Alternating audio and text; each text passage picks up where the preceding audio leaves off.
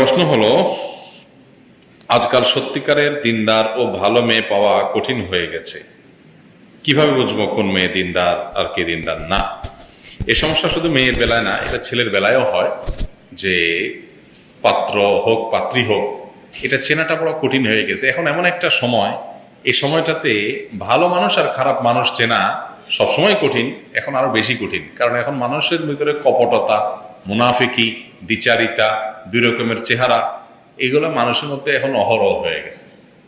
যার কারণে দেখা যায় যে ফেরেশতার মতো একটা মানুষ, মাশাআল্লাহ কত সুন্দর কথাবার্তা, কিন্তু বাস্তবে দেখা যায় যে শয়তানের সাক্ষাৎ ভাই। এরকম আছে না নাই? অনেক মহিলা আছেন, আমাদেরকে বলেন যে ভাই, ছেলেটা বিয়ের আগে কি দিনদার, তার দাঁড়িয়ে আছে, সে প্র্যাকটিসিং, সে ৫ ওয়াক্ত নামাজ পড়ে, মাশাআল্লাহ সে অনেক কিছু করে। ফেসবুকে তো তার মতো বুজুর্গ, তার মতো ওলি আর কেউই নেই। এত ভালো ভালো পোস্ট করে, কোরআন হাদিসের আয়াত ছাড়া কিছু নাই, মাশাআল্লাহ। মানে আমি তো মনে করছি সে ফেরেশতার মতো একটা মানুষ। বিয়ের পরে দেখি যে এই তো মানে এর চেয়ে খারাপ মানুষও দুনিয়াতে থাকতে পারে, আমার সন্দেহ হয়। এরকম বহু মেয়েরা আমাদেরকে জানান ব্যক্তিগতভাবে। আবার ছেলেদেরও একই অবস্থা, যে মেয়ে হয়তো বোরকা পরে, হাত মোজা আছে, পা মোজা আছে, মনে করছে ঠিক আছে দিনদার। এবার নিয়ে দেখলো যে এই পরিমাণ পীড়াদায়ক এবং এই পরিমাণ ফাসেক যে তার সাথে দিনের উপরে চলাই কঠিন হয়ে যাচ্ছে। তো কিভাবে বুঝবো? দেখুন, এটা খুব জটিল একটা কাজ। তো এই কাজটা কিছুটা সহজ হয় যেভাবে, সেটা হলো খুব পরিচিত সার্কেলে বিয়ে শাদী করার চেষ্টা করা। ধরেন কথার কথা, একটা মেয়েকে সবাই চিনে, আপনার মা, বোন বা আপনি যাদেরকে চিনেন পরিচিত, তারা অনেক আগে থেকে দেখছে তাকে, তার নেচার, তার চরিত্র, তার ক্যারেক্টার, তার অভ্যাস, তার রুচি প্রকৃতি, এগুলো সবগুলো দেখে। ঠিক ছেলের ক্ষেত্রে একই অবস্থা। একটা ছেলেকে ব্যক্তিগতভাবে জানে, উঠা বসা, দীর্ঘদিন থেকে মনিটরিংয়ে আছে কারো। তাদের বিচক্ষণ মানুষদের মনিটরিং যদি থাকে, তা আবার বিচক্ষণ না হলে, সাদাসিধা মানুষ হলে সে আবার ওই যাকে তাকে মনে করবে যে এটা হাসান বসরি, রাবেয়া বসরি, যাকে তাকে এরকম সে মনে করে বসতে পারে। বিচক্ষণ মানুষ হলে সে দীর্ঘদিন অবজারভেশন রাখছে যে হ্যাঁ, এর আমি 5 বছর থেকে চিনি, 7 বছর থেকে চিনি, একসাথে উঠা বসা আছে। এরপরও অনেক সময় মানুষ চেনা যায় না, কিন্তু এটা হলো অনেকটা সহজ হয় যে মানুষটার আসল ক্যারেক্টার, আসল রূপ কি সেটা জানার জন্য।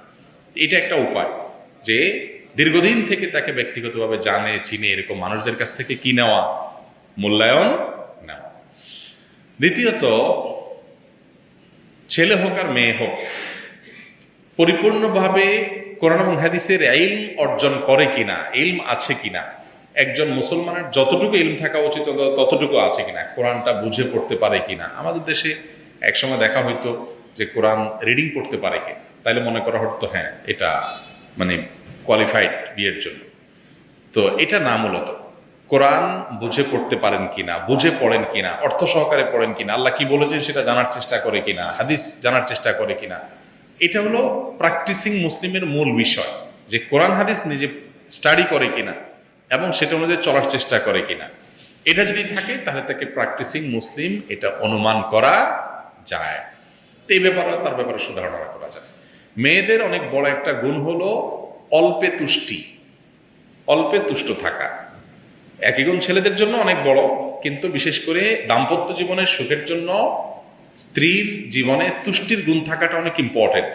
যেমন ছেলেদের মধ্যে সবরের গুণ থাকাটা জরুরি, মেয়েদের মধ্যেও সবরের গুণ থাকা জরুরি। তো এটা কতটা আছে পাত্র পাত্রীর মধ্যে, সেটা ব্যক্তিগতভাবে বিভিন্নভাবে মানুষের মাধ্যমে নিজে পরখ করে যাচাই করাটা দরকার। এবং ব্যক্তিগত সাক্ষাতে যখন দেখতে যাবে তখন এগুলো প্রশ্নোত্তর করে নেওয়া যেতে পারে যে তার চাহিদা কি।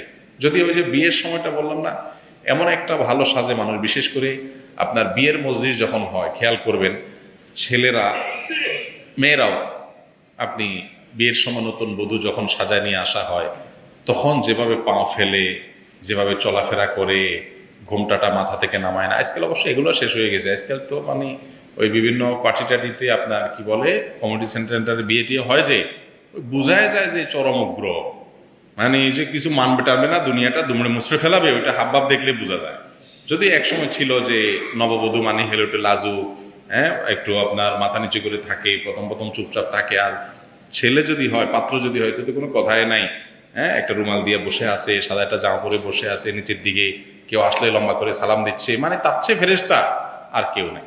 আমি বলি মানুষের সারা জীবনে সবচেয়ে বেশি ভদ্র সাজার চেষ্টা করে বিয়ের সময়, শ্বশুরবাড়িতে যাওয়ার পর, মানে তার মানে এরকম ইনোসেন্ট, এরকম ভালো মানুষ, এরকম একটা ফেরেশতার মতো ছেলে মনে হয় আর, কিন্তু আস্ত হয়তো ভেতরে যে ওষুধের সব গুণাবলী সব তার ভিতরে আছে। এই জন্য বিয়ের সময় মানুষ দেখে চেনা যায় না, তার পেছনে প্রিভিয়াস হিস্ট্রি সব দেখতে হয়। এর পাশাপাশি আপনার কাদের সাথে উঠা বসা করা, এটা একটা গুরুত্বপূর্ণ বিষয়। যে মেয়ে বিয়ে করবে, যে ছেলে বিয়ে করবে, এই মেয়ের বান্ধবী কারা, সার্কেলটা কি, এটা দেখলে তার সম্পর্কে চেনা যায়। ওয়াতাবির সাহেবা বিস সাহেবি, একটা শের আছে, আরবিতে কবিতা আছে যে বন্ধু দেখে মানুষ সম্পর্কে মূল্যায়ন তুমি করতে পারো, এই লোকটা কোন সার্কেলে চলে, কাদের সাথে উঠা বসা করে, অতএব এ তাদের ধাঁচের হবে। এই জন্য দিনই সার্কেলের মধ্যে যারা একটা সার্কেল মেনটেন করে চলেন, যে হ্যাঁ দিনের কিছু মহিলা আছে তারা দিনই কোনো বলয়ের মধ্যে আছেন, তাদের জানাশোনা উঠা বসা, সেখান থেকে মানুষের ক্যারেক্টার সহজে তুলনামূলকভাবে অনুমান করা যায়। ছেলের ক্ষেত্রে একই কথা। আর সর্বশেষ যেটি, সেটা হলো বংশ এবং পরিবার, এটার একটা প্রভাব আছে। তাদের প্রভাব ওই সন্তানের মধ্যে বেশিরভাগ ক্ষেত্রে পড়ে। কিছু কিছু ব্যতিক্রম হয় যে মা বাপ দিনদার না, কিন্তু মাশাআল্লাহ সন্তান অনেক দিন অগ্রসর, এরকমও হয়। তো এই মোটামুটি বিষয়গুলো দেখে আমরা পাত্রপাত্রী ভালো কি মন্দ নিরূপণ করতে পারি। আর এত কিছুর পরও হতে পারে আপনি খুব ভালো মনে করে সব করছেন, কিন্তু দেখলেন যে না, আস্ত মানুষ হতে পারে। এটা বুদ্ধি দিয়ে বিবেক দিয়ে আছে সবসময় উদ্ধার করে ফেলতে পারবেন, ব্যাপারটা কিন্তু এরকম না। আমাদের নবী করিম সাল্লাল্লাহু আলাইহি সাল্লাম নিজের মেয়েগুলো যে বিয়ে দিয়েছেন, বিশেষ করে উম্মে কুলসুম, তারপর জায়নাব, রুকাইয়া, আপনার প্রথম তাদের যে কাফের ছেলের সাথে বিয়ে হয়েছে, নির্মম নির্যাতন করেছে। তো পাত্র বা পাত্রী নির্বাচন করতে গিয়ে ভুল হতে পারে, আমরা চেষ্টা করার পরেও দেখা গেল যে আমি যা চাইছি তা হয় নাই, হতে পারে। সেক্ষেত্রে শেষ চিকিৎসা হলো সবর করা। দাম্পত্য জীবন আর কয় বছরের হয়? 20 বছর, 25 বছর, 30 বছর, এরপর তো মৃত্যু। পেরেশানের কোনো কারণ নাই, শেষ তো হয়ে যাবে, তাই না? ধরেন আপনার কাছে কেউ এসে বললো, হুজুর অমুকে খুব জ্বালায়, এই লোকটাকে সাইজ করার জন্য কোনো আমল শিখাই দেন। হ্যাঁ, তো তাকে বলবেন যে ভাই আমল শেখানোর দরকার নেই, আপনি সবর করেন, কদিন পরে মরে যাবে লোকটা। মরবে না একদিন, 2 বছর পরে হোক আর 10 বছর পরে হোক, মরে যাবে না, চলে যাবে সে, শেষ। কোনো আমল ছাড়াই মরে যাবে সে, আপনার কোনো আমল লাগবে না। তো এই জন্য দাম্পত্য জীবনে সুখ শান্তি যদি নাও হয়, সবর করতে হবে। নবীদের জীবনে, অনেকের জীবনে দাম্পত্য জীবনে সুখ শান্তি ছিল না, মানে নিজে ভালো ছিল কিন্তু বিপরীতে এন্ডে যিনি আছেন তিনি ভালো ছিলেন না। যেমন নূহ আলাইহিস সালাম, তার ঘরে অশান্তি ছিল। ঘরে অশান্তি মানে কি? তার স্ত্রী খারাপ ছিলেন। লূত আলাইহিস সালাম, তার স্ত্রী খারাপ ছিলেন। তো নূহ আলাইহিস সালামের ছেলে খারাপ ছিলেন, তাহলে পারিবারিকভাবে তো সুখে ছিলেন না। তারপরেও তারা আল্লাহ তাআলা ফয়সালা মেনে নিয়েছেন। এটা এক ধরনের পরীক্ষা, এই জন্য পরীক্ষা উত্তীর্ণ হওয়ার চেষ্টা করতে হবে। আল্লাহ তাআলা আমাদেরকে তৌফিক দান করুন। তবে হ্যাঁ, এটা ঠিক যে জীবনসঙ্গিনী ভালো হলে, নেক হলে দিনের উপরে চলা অনেক সহজ হয়, অনেক সহজ হয়।